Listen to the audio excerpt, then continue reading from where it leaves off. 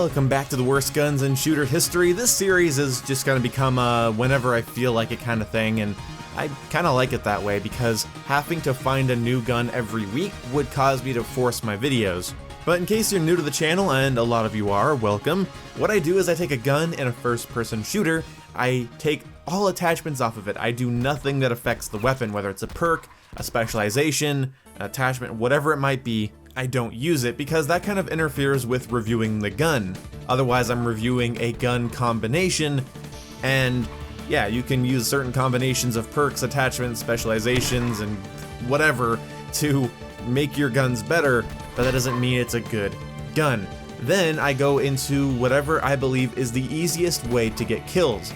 In Call of Duty, that's recruit bots. In Battlefield, that's team deathmatch. So it's kind of an easy limit test. I kind of go against the easiest targets I could possibly go against with whatever game I'm playing, and I attempt to get kills.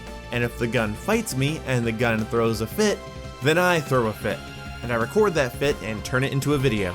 The gun we're talking about today is, and I'm gonna check and see if it has, nope, it's just called the Outlaw. No other numbers or anything, the Outlaw. And I really hate making this video because the Outlaw is one of my favorite looking guns in Black Ops 4.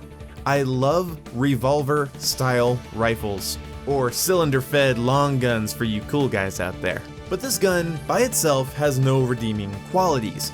Now there are attachments and perks you can use to mitigate its shittiness, but the rule of thumb is that if you use a gun with no attachments, perks, or anything that affects its performance, and it fights you, and it is difficult, then it's not a good gun, and all you're gonna do is try to, again, remedy a shit gun. Now, guns like the ICR, the Paladin, the Koshka, the SDM, they don't really fight you when you use no attachments on them. And none of them would make a worst guns in shooter history list. I mean, the title itself is pretty dramatic, but those guns wouldn't make a worst guns in Call of Duty list. I mean, really, it's just that simple. That's the philosophy I have. If you use a gun by itself and it fights you, all you can do is mitigate how shitty it is and try to remedy all of its faults.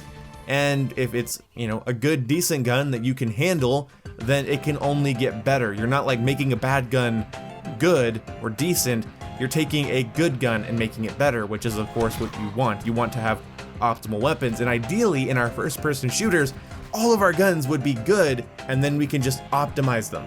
But then this little series wouldn't exist, and I couldn't rant about stupid guns and stupid games. So, the Outlaw Sniper Rifle, what is its bonuses? What is its selling points? Well, it rechambers really fast, which I will get to in a second because it's also a con. It has 9 rounds in the cylinder, not bad. I mean, if you're being a super tactical sniper, you know, having 9 rounds is great because you're not supposed to be missing, except for the fact that this gun is not a high damage, make your shots count kind of gun. This gun is about a nipples up kill, I would say above the nipples for a consistent one-shot kill. And even then, if someone has armor and they're a certain range away and they're moving, it's just like doing geometry every time you have to get a kill. It's frustrating and unnecessary. Using a red dot and quick draw and stuff, I got used to this gun in core mode, and in hardcore it's a lot more usable, but the entire time I'm using it, I'm thinking I'm just handicapping myself. That's all I'm doing. The gun kind of acts like a semi-automatic sniper in terms of its damage and performance, but it has this weird little, you know, rechamber animation in between each shot, and that makes it very frustrating to use. Having to pull that bolt back and forward really quickly, you know, it's a fast animation, but it's still in the way of something that I would consider to be a semi-automatic gun. It fires less like a semi-auto and more like something like this. If you ever used a Nerf gun like this, yeah, that's what this gun feels like. It's not exactly semi, and it's not exactly like a bolt action. It's just like you fire, and then you have like a really kind of annoying amount of time in between shots, which makes pacing very difficult. So this gun in this game just doesn't fit at all because it requires so much patience and accuracy in order to do well, but while doing that, I mean, sure, you can do well with it. I'm sure you can do well with anything in a Call of Duty game or a Battlefield game or Titanfall or Halo or Doom or Destiny or Arma or whatever. Okay, you can do well with anything. That's not the point I'm trying to make.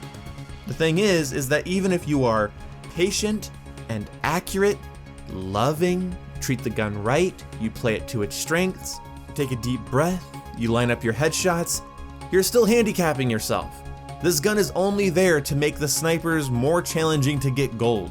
Because with this type of weapon, you have a shitty semi-auto gun with an animation between each shot. So really, you have a semi-auto sniper with a catch. And the sad thing is that this game has the Auger DMR and the SDM sniper rifle. And these are really good semi-automatic weapons. The SDM is better for the playstyle that the Outlaw should be good for, a little bit more laid back, a little bit more accurate, a little bit more patient, that kind of playstyle. Something that you don't really see a lot in Black Ops 4, and the game doesn't cater to at all, I might add. The SDM really works with that type of playstyle, and the Auger is just an incredibly versatile DMR where no matter how fast you fucking spray the thing, all the bullets will land in the same hole.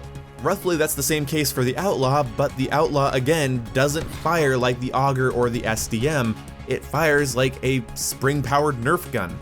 And it has the damage of a spring-powered fucking Nerf gun. Throwing on rapid fire, quick draw, and red dot is the optimal way to use this, but if you were going to ask me, boom, how would you use this if you just had to use it? I wouldn't. I'd rather turn off my Xbox than play with this fucking gun. I'd rather use knife only than play with this gun.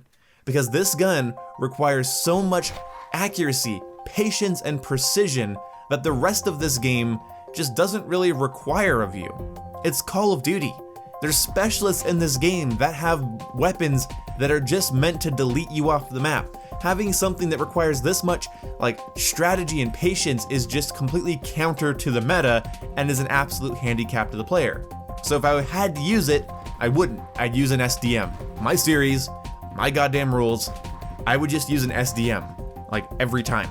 It's still a slower, more accuracy-dependent weapon, but it's at least a good semi-automatic gun. The Outlaw doesn't even have a fast reload speed, or even a fast tac reload speed. It's just not a fast gun. If you want a light sniper rifle for quickscoping, use the Koshka. If you want a DMR, use the Auger, the ABR, or the SDM. If you want a heavy-hitting one-shot kill gun, use the Paladin. If you want to have the video game equivalence of a toothpick up your urethra, then use the Outlaw. Now this match, again, I'm playing against recruit bots. I'm doing the old style of this show where, again, I have this really, really closed limit test where I have the easiest targets possible. I know my aim isn't great and I know I could be better with the gun. Honestly, I was tired when I got this gameplay. Total excuse here, but I was tired when I got the gameplay and it was kind of my warm-up game and I was just like, fuck it. I want to make a shitty video about the Outlaw, or a video shitting on the Outlaw, although this is kind of a shitty video. I mean, what is this, gameplay commentary? Those will never take off. But yeah, if you had to run this gun, I wouldn't. Use the SDM, use the Auger, use the ABR, use the Swordfish, use a pistol, use the Mozu. The Mozu is a better cylinder-fed gun, and that's a fucking sidearm. Throw a Mozu with a scope and grip on your class, and use it, because it's better than the fucking Outlaw. How would I make the Outlaw better if I was a developer? I would take it down to being a 6-shot cylinder, and I would make it so that it's a more powerful one-shot kill weapon. I would slow down the rechambering speed and have it be a high-risk, high-reward sniper, kinda like the Paladin. I would have it be a one-shot kill from the dick up, but it would fire very slowly and have a shit ton of recoil. Basically, I'd turn it into a cylinder-fed elephant gun. That's how I want it.